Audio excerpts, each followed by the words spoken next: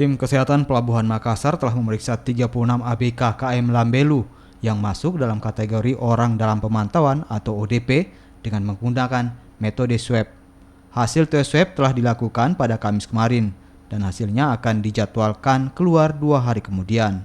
Sementara itu ABK atau mitra yang membutuhkan perawatan akan dirujuk ke rumah sakit khusus COVID-19 di Kota Makassar.